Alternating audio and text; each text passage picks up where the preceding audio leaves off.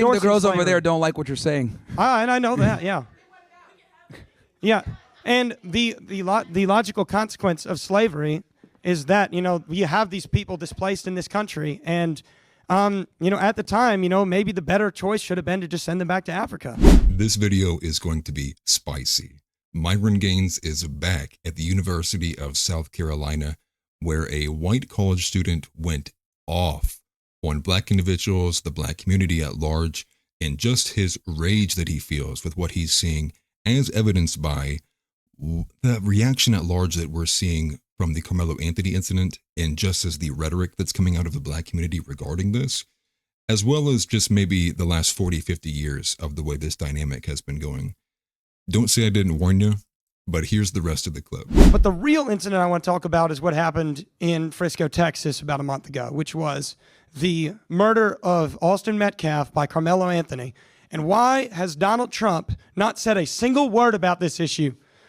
How long are we going to let white people be murdered in the streets before we do something? I am tired of this.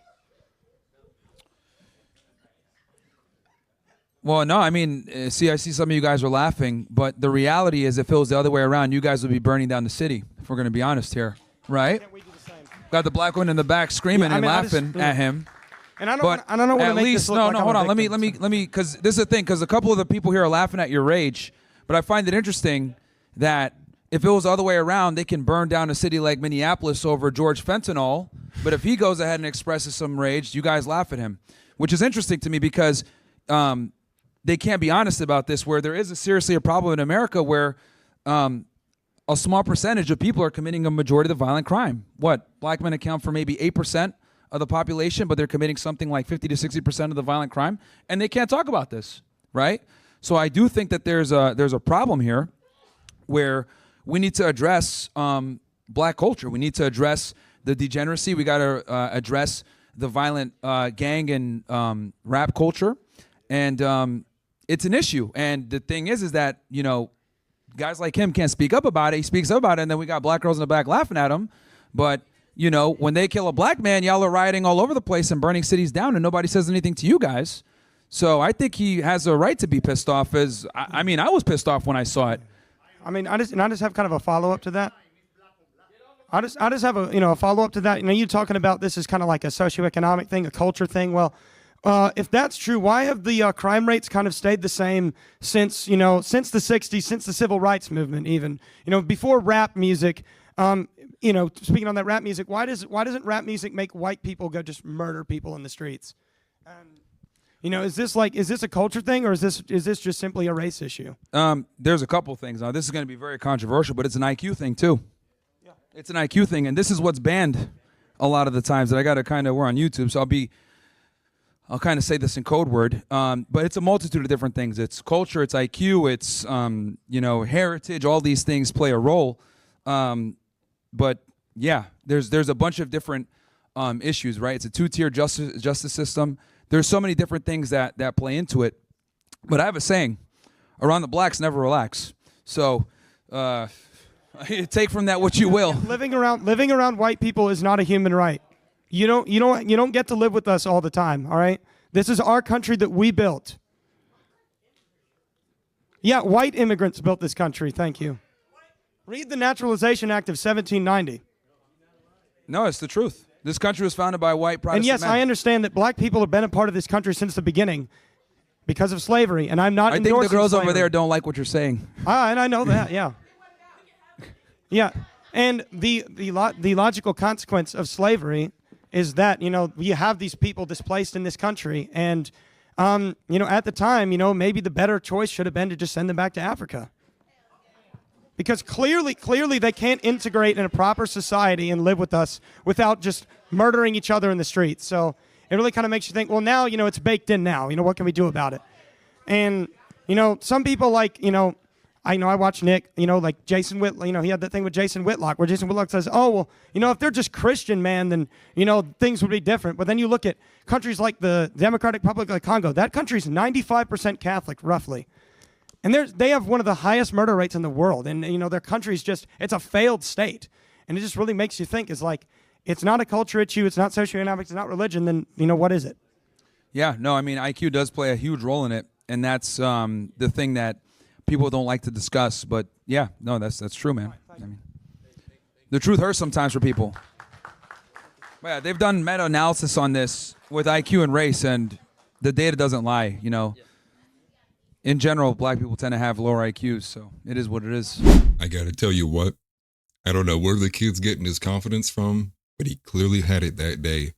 And I think this is one of those rare instances where just in a small interaction, you can kind of peer inside the mind of a younger individual based on their very honest actions in a very angry moment, similar to you would when someone's super drunk and they say something very truthful that they might have otherwise not said had they been sober. But I thought that there were actually inside of that video alone, there were like 9 really strong points that were made through that whole clip. So I'm going to break them down one by one from what I heard in chronological order. The first point, Trump not saying anything. Why has Trump not even uttered Austin Metcalf's name?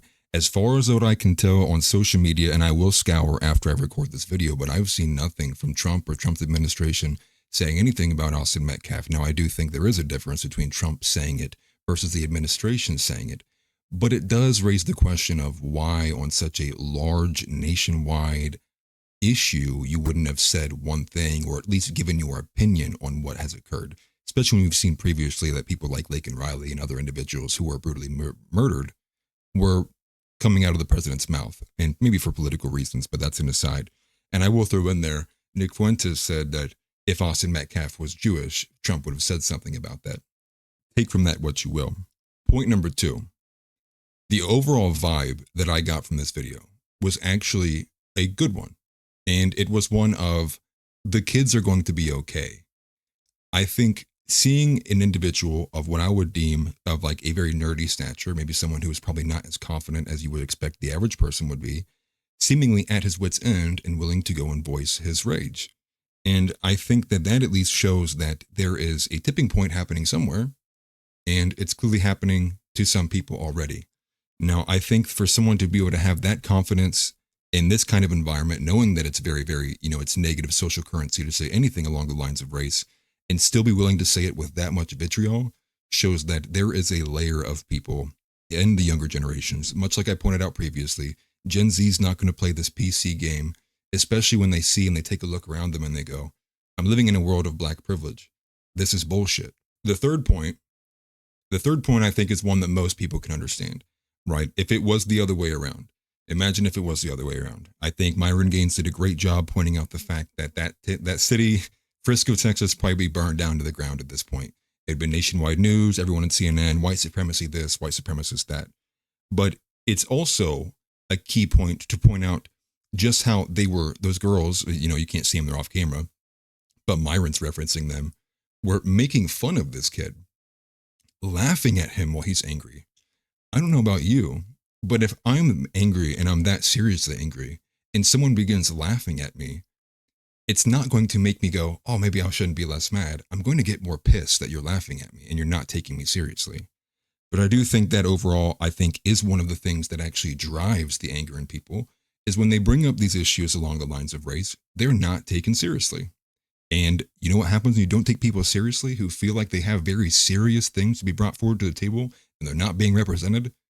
Well, you get radicalism and you get extremism, and that's the route we will go as long as the major conservative pundits like TPUSA and otherwise continually ignore at large one of the major issues that is plaguing the American people, and especially the white community. In tandem, the fourth point, the racial crime data, I think there is a smaller point to be made there, which is that needs to be a very brutal talking point by many people. It needs to be said more often, more commonly, much like was pointed out to me a little while ago, which is that's part of the brainwashing, is say the same phrasing over and over again.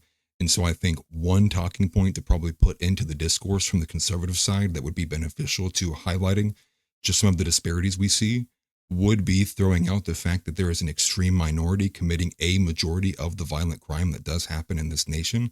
I think that, for one, should be eye-opening and should, for anyone, to be looking into that and going, wait, what's going on here? This is way off. Because your first thought should be either the crime data is wrong or we have a serious problem.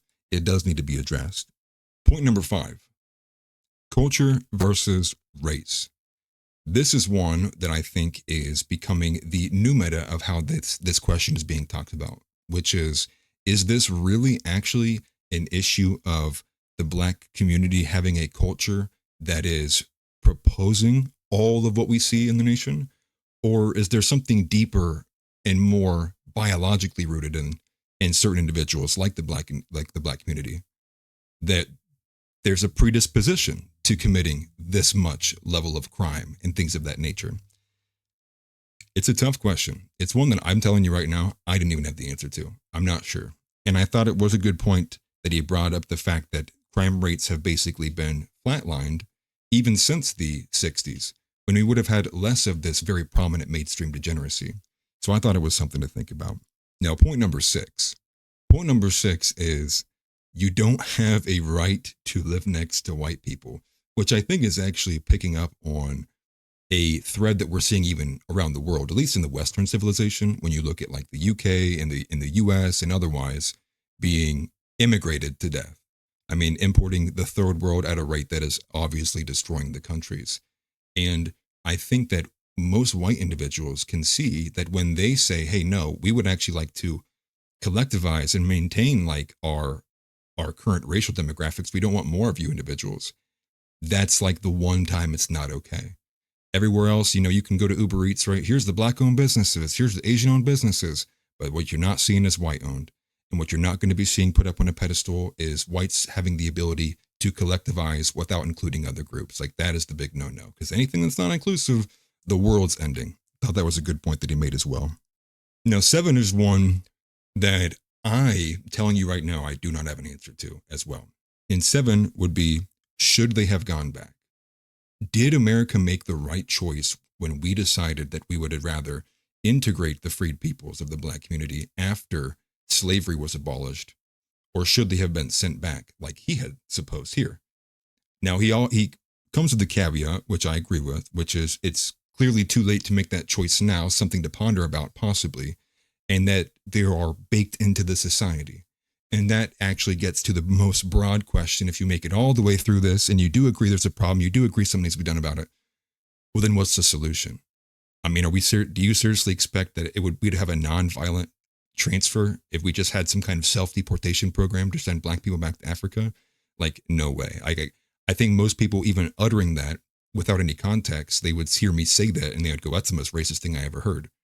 Not understanding that we're looking for a solution. And this is why I actually reference Malcolm X versus Martin Luther on these issues, which is to say that I think maybe we went with the wrong idea there. And separation, not segregation, might have been the better way to integrate the different races for a culture that is not homogenous, if you will.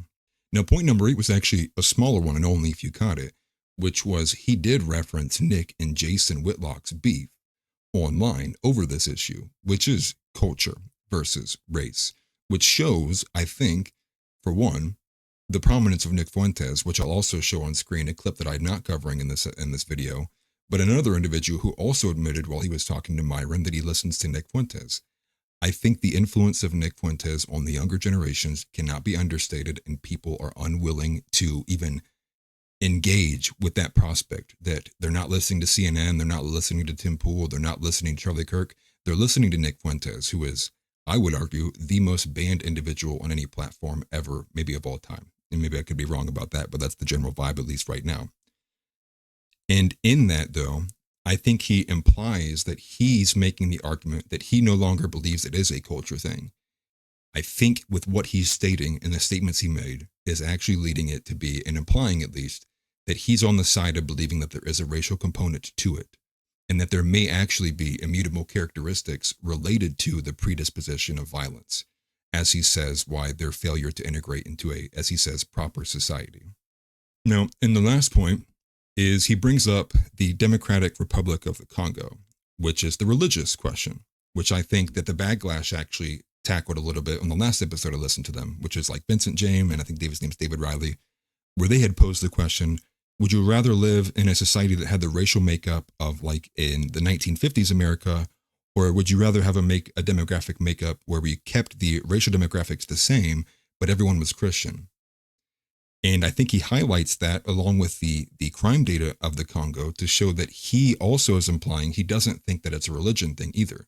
He doesn't think that when people become Christian, they are magically lose what he is implying, their genetic predisposition to being violent.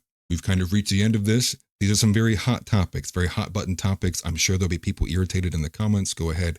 I do want to know what your guys' opinions of this was.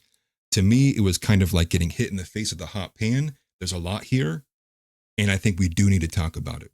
I think trying to paint it in the corner that he's just some grumbled, hateful, white supremacist, bigoted person is not the way to tackle this issue.